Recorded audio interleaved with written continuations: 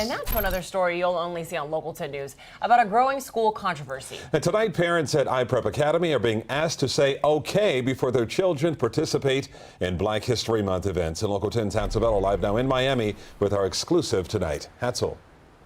So this mom tells us, Calvin, this is not the first time she has to sign a permission slip. In fact, months ago, she says she remembers having to sign a permission slip for her daughter to attend a book fair. Now there's a permission slip, she says, for her daughter to also attend African American History Month activities. She says enough is enough. This has to stop.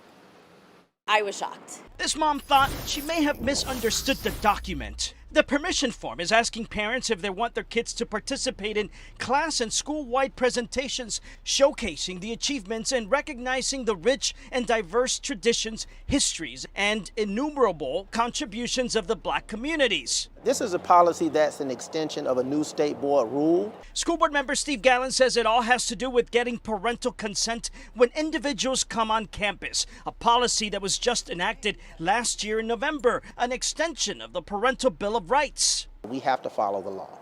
We have to implement the rules that are adopted by the State Board of Education, but we cannot throw the baby out with the bathwater, and we have to square some obligations we have to academic freedom. But Gallen is concerned about the unintended consequences this may have on children whose parents choose not to have them attend.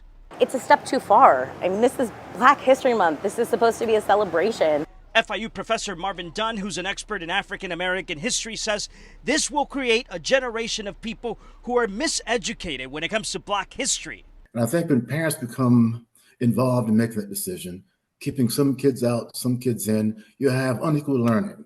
Once again, he says the governor's administration is interfering in the classroom and it's not appropriate and it's having a chilling effect. The intent of the DeSantis attack on education was to make schools more cautious, to make teachers more cautious about what they taught. And it's working. It's not about banning books necessarily. It's about banning ideas. So the district emphasizes this has nothing to do with African American History Month. In fact, they're telling us that, again, this has to do with outside presenters coming into campus. Tonight, we're also asking who opted out of this. We're still waiting on an answer. Nicole, Calvin? Okay, so Hatzel, based on what you're telling us, any chance that this policy could change following your report tonight?